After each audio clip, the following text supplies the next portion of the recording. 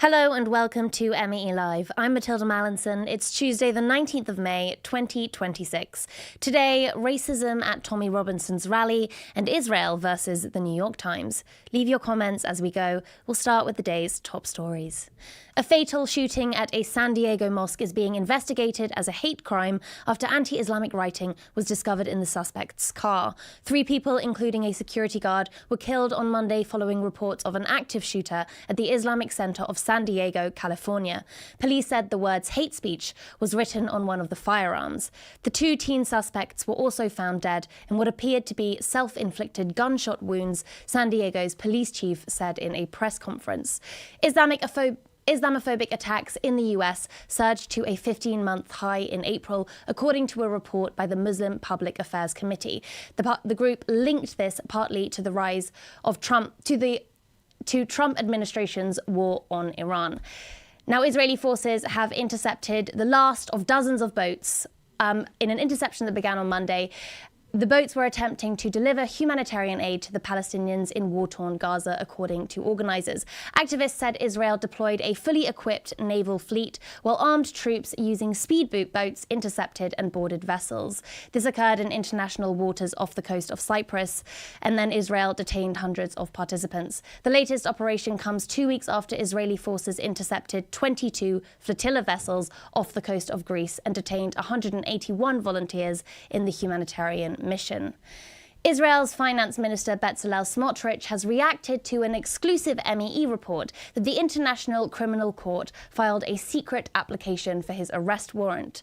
The far-right minister announced, "Last night I was informed that a request for a secret international arrest warrant had been filed against me by the criminal prosecutor of the Anti-Semitic Tribunal in The Hague." He said that this amounts to a declaration of war and threatened immediate retaliation against Palestinians. The charges against Smotrich include forced displacement, the transfer of Israel's own population, persecution and apartheid. If approved by the ICC's pretrial chamber, it would be the first ever warrant issued by an international court for the crime of apartheid. Up next, is Tommy Robinson uniting the kingdom?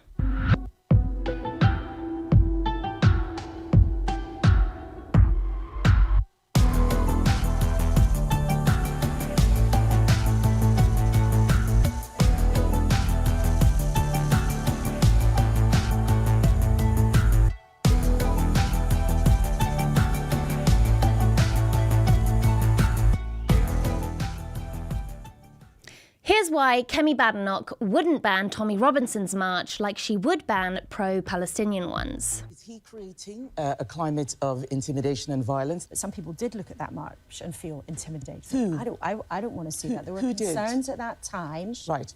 This is exactly what I'm talking about. You haven't been able to say who that was targeted against. Who could have possibly felt targeted at Tommy Robinson's march? What would happen if you become a Prime Minister tomorrow? What would you change? I would stop Islam. I'd end foreign funding in this country. All the migrants would be taken out of the hotels and sent back tomorrow by the military. This weekend saw a London rally to unite the kingdom. At least that's what it says on the tin. Ignoring the irony, Robinson pledges to stop foreign funding at a rally largely bankrolled by foreign billionaires. Whether you choose violence or not, violence is coming to you. You either fight back or you die. Pledging to stop Islam is unambiguously Islamophobic. It's not too late to get Islam out of that building! It is not too late to get Islam out of every single official office in this country! Imagine if someone called to get all Jews out of Parliament, or pledged to stop Christianity. One hopes that would be recognised as the racism that it is. That speech calls for an ethno-nationalist order, in which rights and access to public life are allocated according to religion and race. Racist abuse was exposed by police after they arrested 20 people linked to Robinson's march. Warning here, offensive language.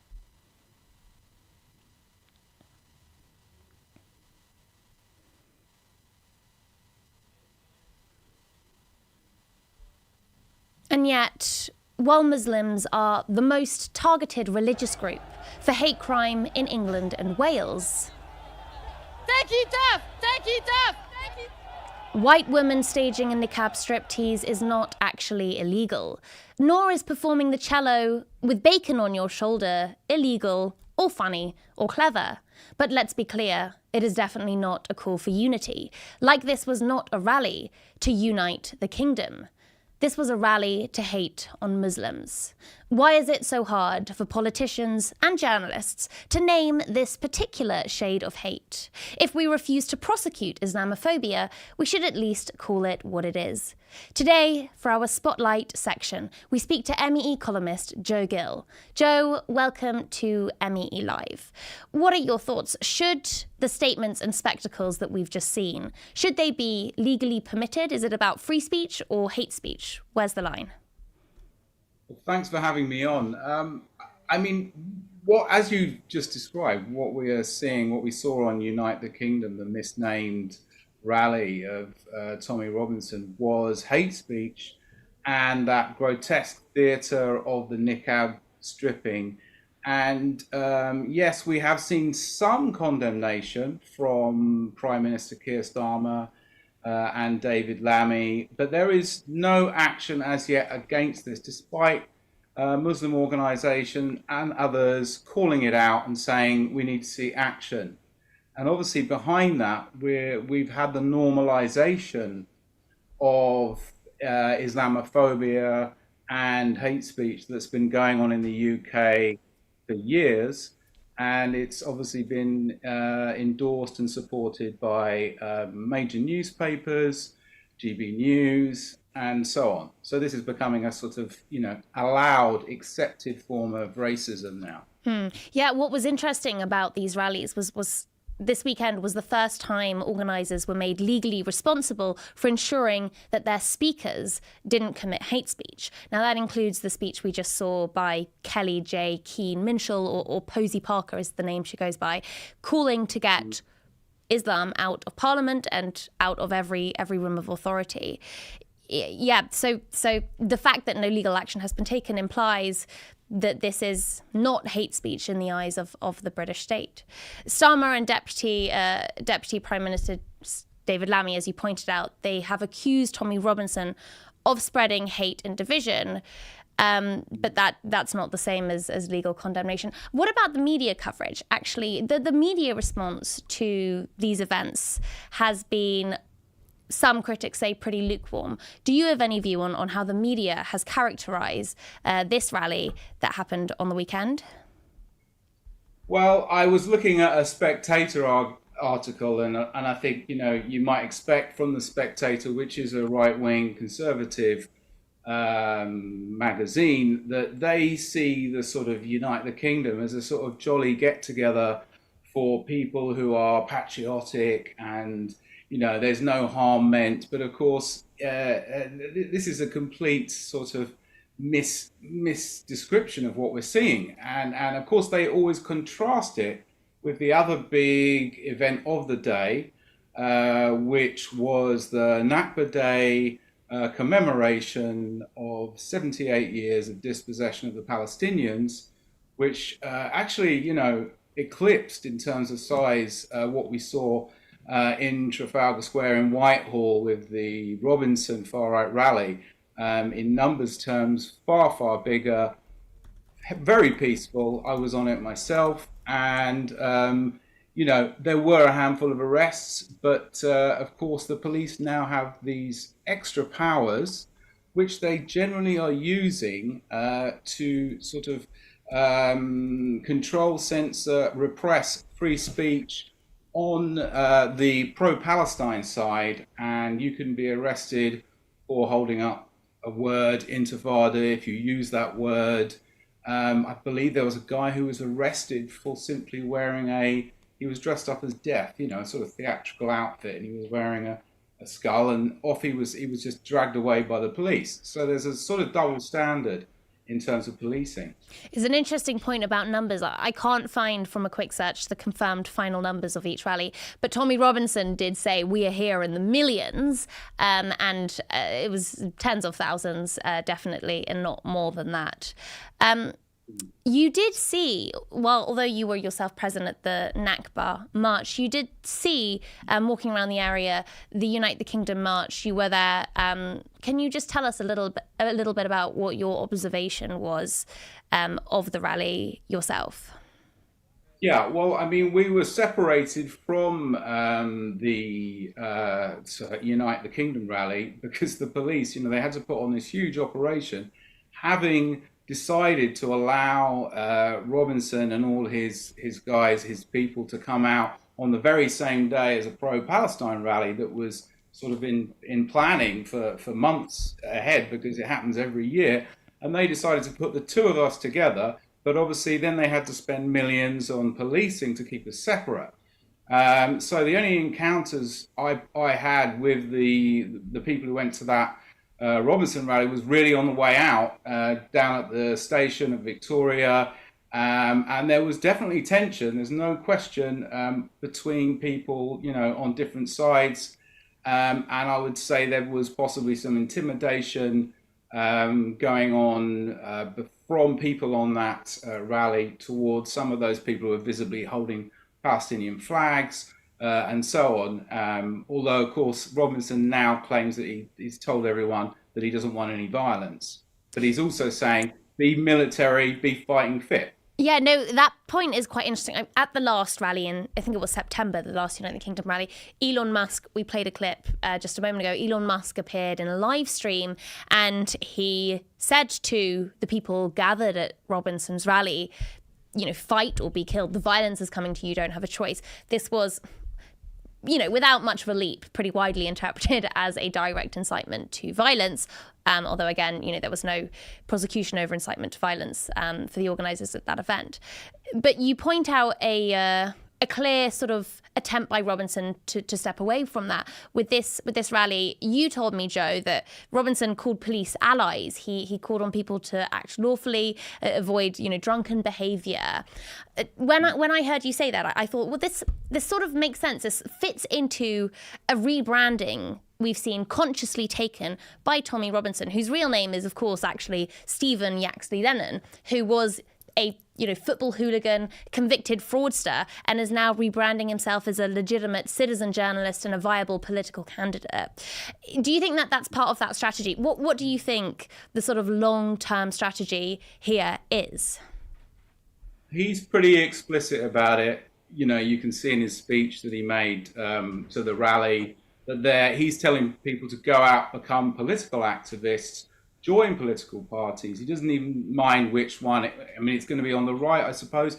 He says conservatives, restore, reform. He doesn't mind, because I think what he's looking at is the goal is to take power in 2029 in some form of alliance, be it formal, informal, that there will somehow be a point. The reform have just swept the local elections, and these forces are looking at winning power in the UK, and so having police allow them to march and soft pedaling on hate speech, this is all helps. Even if there is no actual formal alliance between Robinson and Nigel Farage, because so far Farage does not want that to happen, and they are not together.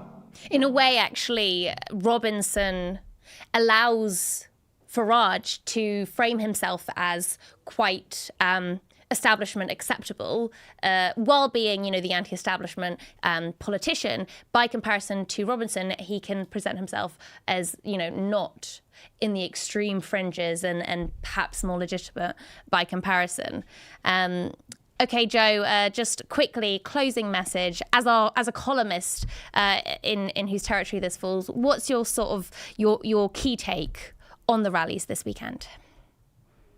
I think it was a triumph in terms of the pro-Palestine rally, because what we're seeing there is a coming together of people to resist racism, to resist the rise of the far right, and that is uniting with the movement to liberate, but to end the Gaza genocide and occupation. So I think things are building together really strongly on that side, but obviously there's a huge challenge, a huge threat that the right could unite And you saw that with Kemi Badenoch's appeasing statement about Unite the Kingdom. Joe Gill, thank you for your time. Now, our very own Mohammed Hashim, host of the Real Talk podcast, was at the Unite the Kingdom march on Saturday. He spoke to those attending in a bid to understand where the support for Tommy Robinson's fringe views is coming from. Here's a preview. You're not a lifeboat for the world, and this lifeboat will eventually sink. I'd support Israel, one Christian state amongst all the Muslim countries. Jewish state, sorry. They are creating anti-Semitism by saying that all Jews support a genocide. We may be to the right of politics, but the greatest lie ever told is when they say that Adolf Hitler was right-wing. Adolf Hitler was left-wing. He was a socialist. He was a follower of Marx, Nietzsche, Engels, and Darwin. If you were to paint me a picture of how you want this country to look, what would it look like? Christian. These are my minions. Right, And we all support genocide. We should be locked up. The Lion of Great Britain is now awake, fully awake. Now, the whole report certainly makes for interesting viewing, and you will be able to watch it in full on Middle East Eye's YouTube channel very shortly, so make sure you hit subscribe. A warning that the next segment contains graphic details of sexual violence. The use of sexual violence by Israeli soldiers and settlers has been thrown into the spotlight after a New York Times column brought long-term claims into the mainstream US media. Critics have accused the Times of framing individual abuses as a systemic Israeli problem. We'll get onto the information war breaking out online. But first, let's examine that distinction: isolated incidents or a pattern of abuse. The Times reporter Nicholas Kristoff bases his report on interviews with 14 men and women, many corroborated by secondary sources. He notes there is no evidence that Israeli leaders order rapes and says it's impossible to know how common sexual assaults against Palestinians are. But he quotes, among others, a US-Israeli lawyer describing persistent evidence that the authorities know it's happening and are not stopping it. Kristoff also cites a UN report calling sexual violence standard operating procedure for Israel, a Save the Children survey in which minors aged 12 to 17 said that they had witnessed or experienced sexual violence in Israeli detention, a report by Breaking the Silence, which is run by former Israeli soldiers, in which one ex-prison officer said his peers abused for their own amusement. There's also a report by Israeli human rights groups, Beit Salem, calling the Israeli prison system a network of torture camps and specifying sexual torture. Also, a survey of detained journalists by the Committee to Protect Journalists. There are more. Last month, researchers for the West Bank Protection Consortium published 16 cases of conflict-related sexual violence by Israeli soldiers and settlers in the West Bank. It said this violence is habitually used to force Palestinians out of their homes. If true, it would expand the picture of sexual abuse emerging from Israeli prisons across the machinery of Israel's occupation. The Ramallah-based Women's Center for Legal Aid and Counseling has also documented the use of sexual violence against Palestinian women and girls. Their advocacy unit manager, Kifaya Khraim, joins us now. Kifaya, welcome to MEE Live, albeit to discuss a very difficult topic. Please, could you share with us the nature of sexual violence that you have documented, to what end it was being used, and by whom? Thank you for having me. Ever since I started working at the Women's Center for Legal Aid and Counseling, which is a feminist organization, Palestinian feminist organization based in Ramallah here, we have been documenting sexual violence being systematically used by Israeli soldiers and by Israeli settlers, and in many cases in Jerusalem by Israeli police officers against Palestinian women and girls. We have seen sexual violence happen systematically at detention centers. We have interviewed a lot of women, tens of women who been into the Israeli detention system and out, and we have interviewed them, ensured their anonymity so they wouldn't be retaliated against, and all of them said the same thing over and over again. There were sexual assaults, there were instances of rape. We had documented 3 cases of which there was rape by Israeli soldiers. We have also documented how threats of rape and sexual assault, forced nudity that is not being used for search purposes, women would be getting naked and in front of each other and then being pushed on top of each other in many instances, and women being forced to watch sexual violence as it happened to other women. This has led us to the belief that it was systematic because it happened in different detention facilities, like in Gaza, in the West Bank, in Jerusalem. These women were being handled by different, let's say, police officers or military brigades, and it has resulted into the conclusion that it was systematic. Even in Jerusalem, we had cases in which a woman was detained in a police station, and then she was forced to undress and then beaten on her genitals. We have similar testimonies from different areas. This is in detention centers, but there's another topic that is not really talked about much, is sexual violence by settlers. It's whenever we have pogroms on villages in Area C, and then they start trying to sexually assault women, say things of profanities and sexual nature that has deterred so many women and girls from accessing education and whatnot. We also talk about sexual violence on checkpoints, which is very, very common here in the West Bank. We have also seen that in Gaza, when women evacuated from the north to the south through the Netzarim checkpoint. We saw how Israeli soldiers used sexual violence and assault systematically. Thank you. That was really comprehensive. I was going to ask, how do we define something as systematic and not as isolated incidents? You say it's happening in different centres. I suppose there are also patterns emerging in the incidents that link them together.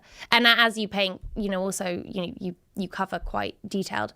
This is not just happening inside Israeli prisons, which is something we have documented here on MEE Live. We've actually played very harrowing first-hand testimonies of this happening inside detention centres. Your findings expand this alleged violence beyond those walls to checkpoints. Just how far into daily Palestinian life does this issue of sexual violence by their occupying power, how far into their daily life does it reach? I can confidently say that it happens every day. It is so common that it's deterring a lot of girls and women to commute. We have seen this in Hebron, for example, where checkpoints, and in Jerusalem as well, where most of the checkpoints are closed structures in which women and girls access, and they're not visible to the public. So we have documentations in which Israeli soldiers took chance, and for example, we have testimonies of one specific soldier in one area exposing his genitals to schoolgirls. We have similar testimonies in areas like Jerusalem, similarly schoolgirls commuting to schools and then having armed Israeli soldiers sexually assault them, pretending to be searching them, and they would molest them, touch their genitals and touch their breasts in many areas of Jerusalem and Hebron as well. Similarly, in Gaza, whenever the evacuations happened, we have seen this happen where Israeli soldiers knew that women would be carrying the jewelry or the money and the expensive stuff because of how usually men are more targeted for detention. They knew of that, so they started looting women, and they would be searching their undergarments, touching them and molesting them, assaulting them in the process. It is so common. It is used as a tool to humiliate, to degrade, to dominate Palestinians in these areas. And also it's some sort of a sexual terrorism in a way. People in communities are terrified from commuting to schools, commuting to education, commuting even to work. And it also gets to men and boys as well. But our organization only documents cases with women and girls. We have one instance in which a woman has like a heart pacemaker, and she was trying to pass through a checkpoint. She showed the documents that she carries all the time to say to the soldier that I cannot pass through the gate. And for that, 3 male soldiers started touching her and assaulting her, saying that we need to search you, we need to make sure you're not carrying anything. And she was screaming and yelling, but no one could access the checkpoint. And this is so common. And when maybe we can talk about the challenges that makes women terrified of speaking to us, to human rights organizations and or media. This is all very, very shocking to hear. When this is publicised, Netanyahu, Israeli Prime Minister, instantly has dismissed claims of abuse by Israeli soldiers as blood libel. Can you tell us, have Israeli authorities made any credible attempts to investigate these reports of abuse committed by people in their employment? We don't believe so. First of all, people, like even the victims, they don't believe in that system because we know that there's a 0 conviction rate in Israeli system. We haven't seen any soldiers or any settlers being held accountable for sexual violence. And speaking after the genocide and all of these atrocities and war crimes that have been committed and documented, the victims don't have faith in that system that kills people like the way it was happening in Gaza and in the West Bank as well. We also see the Sedati Man incident being filmed and then being broadcasted on Israeli TV and not seeing any sort of accountability what we see is the complete opposite. So much impunity, so much lack of accountability that Israeli soldiers are now filming their crimes often, and they publish it online under their own names. So we don't see any sort of accountability happening within the Israeli system. Is this an escalation? Like, are you able to identify when this became a systemic issue, and whether any specific incidents or individuals or factors help to explain that escalation? I would say that ever since the election of the most right-wing Israeli government in 2022, we have seen escalation in killings and home invasions. Even though we didn't touch up on that, in which Israeli soldiers invade Palestinian homes, usually what we documented is a pattern that they would invade these houses after 2 a.m. in the morning. We see sexual violence happening in Palestinian homes, and that's the first thing we started to document and noted, and that was in July 2023.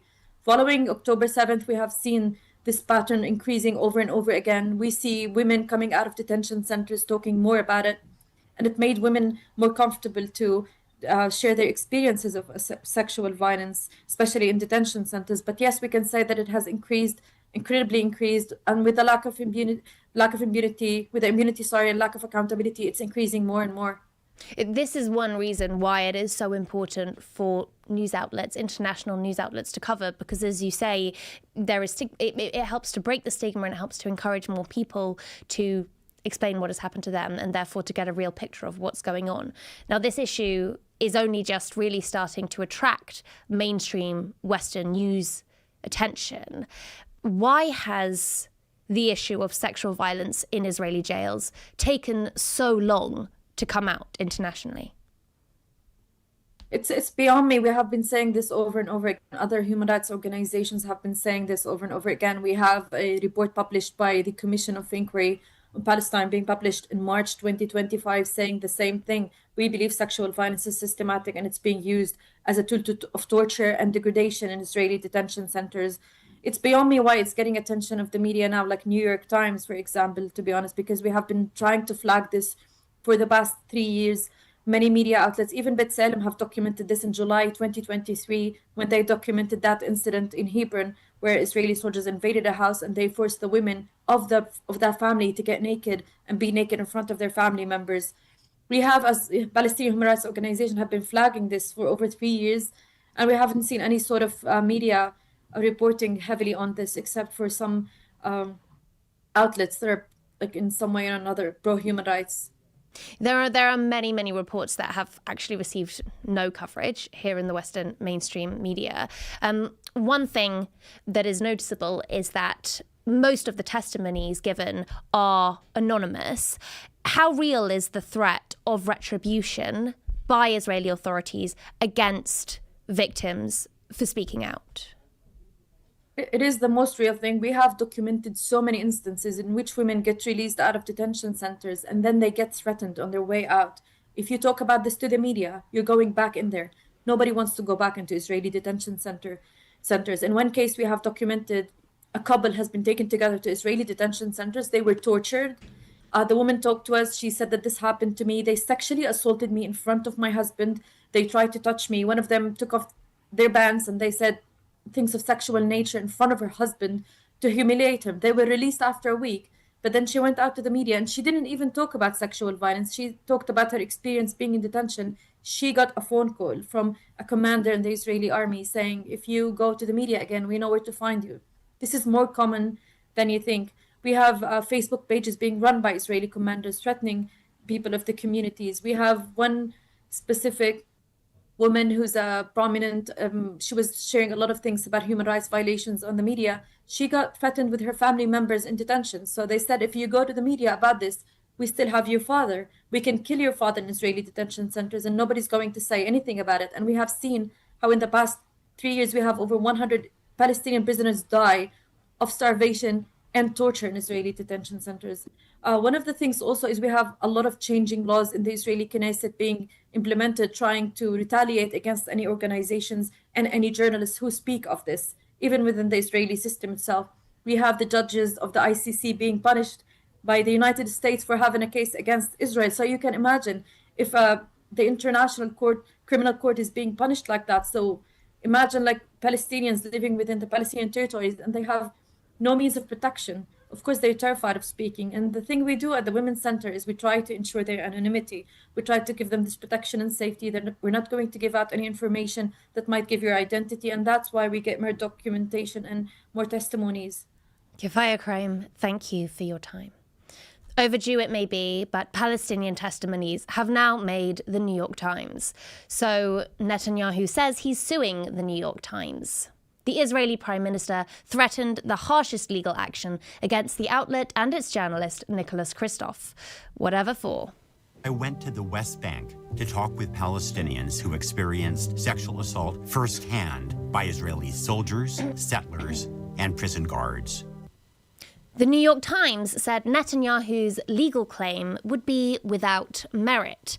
And it has a point. The Times was careful. It classified the piece controversially as an opinion. That's despite it being based on 14 testimonies, many of them corroborated. And so Netanyahu's threat remains just that, a threat. But while it has not yet launched a legal trial, it immediately launched an internet one with a far lower threshold for actual evidence. And perhaps that was exactly the goal. Yep, you heard that right. The New York Times, the one-time paper of record, the definitive legacy newspaper of this country, published an outright fabrication that Israelis had somehow overcome the laws of nature and taught dogs to rape Palestinians. It's astonishing that this needs to be said, but Jews trained dogs to rape prisoners is an IQ test, and if you believe it, you just failed. The account behind this clip was previously exposed by BBC News for pretending to be Mossad itself. It now poses as a news site, despite once publishing a video game excerpt as real footage from the war in Gaza. Another X-account posing as an independent media watchdog finds Kristoff guilty of journalistic malpractice. The account, which is called Honest Reporting and has 1 million followers, then attacks not just Kristoff, but the alleged rape survivors themselves. It rejects one victim's claim of being unfairly imprisoned, stating he was actually jailed for incitement. But the speaker was imprisoned without charge for 16 months. Under its own laws, even Israel doesn't need to give reason for imprisonment, so this fact-checker certainly does not. The account then claims the victim must be lying because he remembers details of his rape that were missing from an earlier testimony. The account says these are not the kind of details victims somehow forget. In fact, specialists say this is exactly how sexual trauma works. Victims suffer memory gaps in the aftermaths, with details returning months later. Finally, the account Honest Reporting dismisses testimonies of rape involving objects and animals on the grounds they are bizarre. Bizarre violence is called sadism, and it is not alleged victims who should be shamed for it. These men's testimonies are consistent with countless others, including ones collected by MEE. هذا اللي بيخرف فيي اغتصبوا كلب بعيد عنك كلب بشكل مباشر اغتصبوا. بتفاجئ الكلب انه بيركبني ويبدأ بمجامعتي كمجامعة أنثى من جنسه. شعرت بعضو الكلب وهو يلامس جسمي وشعرت في ايديه وهن ماسكت لي من ظهري. UN report documenting Israel's systemic use of sexual, reproductive and other forms of gender-based violence. Israeli human rights group B'Tselem has literally collated a collage out of testimonies, and CCTV from Israel's own prison, leaked by one of Israel's own lawyers, showed prison guards allegedly sexually abusing a prisoner. This abuse has been public information for months. Yet the online anger is not about sexual violence against Palestinians. It's about the fact the Times dared to publish it. Joining me now is presenter of Double Down Newswatch, Richard Sanders. Richard, welcome back to MEE Live. The New York Times is facing a backlash for publishing Palestinian testimonials of rape by Israeli soldiers. What do you think is behind the outrage? Well, they have to. They feel they need to discredit these accounts. There is such an enormous volume of these accounts out there now. You know, I originally reported on this in our film Gaza for Al Jazeera's investigative unit, which came out in October 2024. There's a mountain of evidence has come out since then. UN reports, Human Rights Watch, Amnesty, B'Tselem, and so on. The evidence is absolutely overwhelming, and they're absolutely determined to turn the narrative. They will always bring up sexual violence. On October the 7th, the Israelis produced their own report in the last week or so.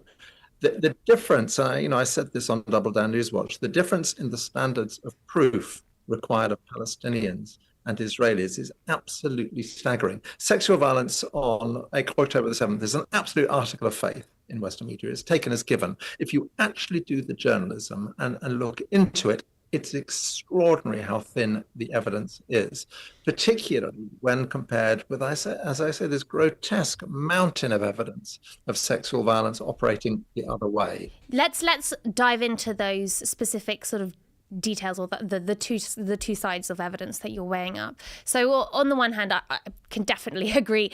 In many ways, the coverage was overdue. We've just detailed a number of reports containing similar evidence from organisations that Western news outlets normally respect, like the UN, and these date back over a year.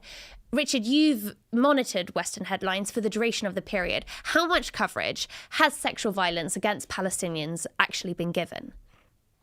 Well, it's dwarfed by comparison with the coverage of supposed sexual violence on October the 7th. Absolutely dwarfed. I mean, it's not that they haven't reported it. It has begun to be reported. It has begun to seep into the mainstream, particularly, when the United Nations, Francesca Albanese and other people and Amnesty, B'Tselem are reporting it. They can't simply ignore it. But it really is. It's underplayed when you consider how grotesque it is, and conditions generally in Israeli detention centers are absolutely unimaginably barbaric. And certainly the coverage is not sufficient that there is now a sort of body of steam building up to force political action. It's still quite extraordinary the degree to which Western governments are not pressuring the Israelis on the subject of conditions in their detention centers.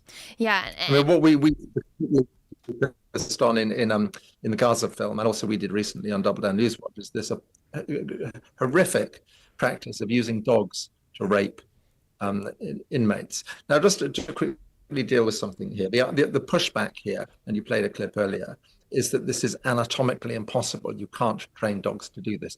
I would say to people, just look back at the Pinochet dictatorship in Chile. It is absolutely well documented that dogs were trained to do precisely this during that period. Something that really struck me about the backlash to this is that the horrifying nature of the claim is actually being used to discredit the claim and to frame it as inherently anti-Semitic, even though the claim is not Jews trained dogs, it's Israeli prison guards. But I suppose this feels like a trap for survivors speaking out. It's basically saying that the more unacceptable the abuse, the more unacceptable it is to say it publicly. And it's also a very aggressive line of attack to take against possible victims of something really horrific. When you look at this backlash happening online, do you think it's fair to say that this is a coordinated information war? In other words, this is propaganda. Or do you think this is genuine grassroots rage? Oh, I mean, of course it's coordinated. It's very much coordinated. I think they're often able to tap into, though, genuine grassroots rage. I think the West does have this blind spot about Israel. I think the accusation of anti-Semitism, even now, even after the genocide, still resonates. I think some people who take up the cry and echo it are doing it. They're in good faith. They're wrong, but I don't think they think that they're lying. But I think, yes, it's very much driven by the Israeli government and by Israeli lobbying groups around the world. And as you said, it's an extraordinary line of argument. This is so unthinkably appalling, it can't possibly be true. Well, I'm afraid it is true. Now, you also point out that the day after the New York Times article was published, an Israeli report came out on sexual crimes allegedly committed on October the 7th. This was published also in the New York Times, the CNN, in the BBC, many other Western outlets as well. This report was by a group called the Civil Commission. So the BBC credits this report as one made by an independent organization. The New York Times notably did not say that this was an independent report. They said it was an Israeli report. The BBC did. On what grounds does the BBC identify this as an independent investigation? God only knows. You'd have to ask them. I mean, it's actually the second word in the report, isn't it? It's quite extraordinary, the BBC's report. This. When I came in and chatted to Peter Oborn at Middle East Eye, when we did our first film at Al Jazeera's investigative unit, October 7, and I pointed out a piece they'd done in the beginning of December, where they will cite the most extraordinarily compromised sources as if they have complete authority. It's just bewildering how experienced, skilled journalists can do this sort of thing. Now, on Double Down Newswatch, we pointed out just very basic problems with this report. The woman who was behind it, Kochav El-Kayem Levy, was comprehensively discredited in Israeli media 2 years ago. She has this fellow Rami Davidian as one of her key sources, who again is discredited. I mean, he wasn't even there. He just made it all up, according to Israel's Channel 13, at least. And then, again, if this, for a professional journalist, doesn't set alarm bells ringing, the evidence it is all based on is in a closed archive. Now, this is supposedly to protect the privacy of the victims and so on. The Israelis, when they were trying to combat the South African case against the ICJ, produced a website where they put the most appalling, graphic, horrific photos of the aftermath of October the 7th. Now, it wasn't available within Israel, but it was available outside of Israel. The idea that they're concerned about the privacy of the victims it just doesn't wash. So, really, if you're a professional journalist and someone says, "Just trust me," you can't look at the archive. Just trust me. And you're going to score that. Particularly given the track record over decades of the Israelis just brazenly lying about these things. Yeah, I mean, that's the thing. Like, I don't want to fall into the trap of criticizing, accounts and individuals who would just automatically seek to discredit victims of sexual abuse and then go and do the opposite. But as you point out, there is a context here that is relevant. There is a history of severe lies being not just told, but used to justify what we have seen to be a genocidal war over years.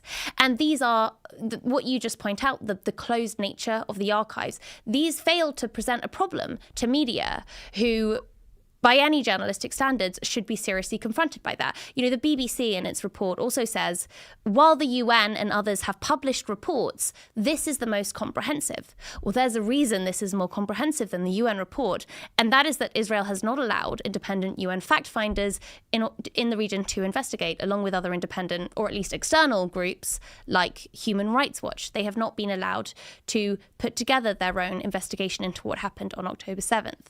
It is very, very difficult territory to enter, right? In any way trying to question claims of sexual violence by Hamas on October 7th. You have entered this territory. You did so with Al Jazeera in an in-depth investigative report. Why did you do that? And what did you manage to establish? We did it because it is used again and again and again to justify the genocide. There are two things that they wheeled out again and again and again whenever they had to justify the savagery of the Israeli assault on the Gaza Strip. The murder of babies, beheading of babies, etc., which was entirely untrue, and sexual violence. So it's enormously important because it's used to whip up the hysteria that generates that. Very important point you raised there, but I just want to address listening to women and listening to victims, which I think, in general terms, is an extremely important principle. There is a woman, an Israeli woman who was a hostage, who gave an interview to the New York Times about a sexual assault she suffered while in captivity. I see absolutely no reason to disbelieve this woman. It's a perfectly clear, coherent account. It seems to me absolutely believable. She's in a situation where she's a lone female prisoner being guarded by a lone male guard, which is a situation ripe for abuse. One of the many, many problems with the accounts of sexual violence on October the 7th is there are no accounts like this. There are no identifiable victims. Now, the Israelis would turn around and say, well, they're dead, of course. How can they dead? Which might be true. It might be true. But they've never actually connected any other supposed witness accounts with a victim. There's no names attached to any of these victims, either as victims or perpetrators. So while, I obviously agree with the principle that the default should always be that you believe victims, you believe women who say they've been sexually assaulted. there are just incredible. Well, there aren't any accounts like that from October the 7th, and there's no even if victims are dead, there's no direct correlation between them and the supposed accounts. So I think that's a very important point. Now, with October the 7th, what we did with the film was we concluded that widespread systematic abuse simply didn't happen. There is simply no evidence. We were quite cautious in that, and others, and I think the Times in London eventually reached the same conclusion. And now, if you were to present to me solid evidence of sexual abuse or rape happening on October the 7th, I'd say, I accept that. Many crimes were committed on October the 7th. In our film, October 7th, we're quite clear about that. There are widespread violations of human rights. Many war crimes are committed on October the 7th. I've simply never seen a concrete example of sexual crimes being committed. But given what else was happening that day, it's perfectly conceivable it could have happened. The Israelis have just never presented solid proof. And indeed, that was the conclusion of the UN Special Representative on Sexual Violence in Conflict. The conclusion was that there are reasonable grounds to believe incidents of sexual violence did occur on October 7th, but many of the testimonies given as proof in the immediate aftermath by the media were falsified. At worst, completely falsified, and in most cases unsubstantiated. And this, of course, formed the basis of justification for invasion. What you have an awful lot, the vast bulk of the evidence is the post-mortem conditions of the bodies. Okay, it's people seeing bodies and saying it looks as if this had happened to them. One, that is a notoriously unreliable way of working out what had happened to someone immediately before they died. Post-mortem examination of a body is, well, I mean, unless you're doing it in a lab and you're a professional and so on. Frequently, this was being done by people who had no forensic training at all. Frequently, people who because of their accounts about babies and so on, were not necessarily to be believed. So the core of the evidence is extremely questionable. Any expert in this area will say to you that's an extremely unreliable basis of evidence. Now, just before we wrap this segment, I am curious about your thoughts. Netanyahu has threatened to sue the New York Times and the reporter Nicholas Kristoff. So far, this remains a threat only. I suppose, if I'm honest, my analysis would be I don't think this is a real legal threat. Maybe I'll be disproven, but what it did was open the floodgates for an information war. Do you think that we will see this legal threat become a reality? I certainly hope so. They'd be very, very foolish this examined in court. I would love to see this all being played out in an American courtroom. Just one thing as well to sort of finish on a positive note. The New York Times hasn't always been great on Israel. It did publish this piece and it's sticking by its guns. Okay, it's under massive pressure and so far it's holding its nerve. And I think that's quite a significant change that should be noted. Richard Sanders, thank you for your time. Now, quickly to close, we'll head to New York, where our MEE reporter Munira El-Samra has been asking the city how they feel about the New York Times saga. Here's what they had to say. Instances of rape and sexual abuse. That's what a report from the New York Times detailed last week.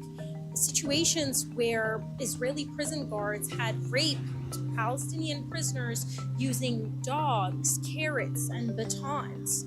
It's either leaning you towards one opinion or leaning you towards another. There's no more room for you just deciding. The article has garnered backlash from pro-Israeli groups who say that the reporting is false and are calling to boycott the paper.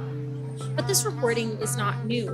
Human rights group West Bank Protection Consortium has previously reported at least 16 cases of sexual violence against Palestinians from Israeli settlers or IDF soldiers. We're here in New York to ask the city, do you trust the New York Times reporting, and are you boycotting the New York Times?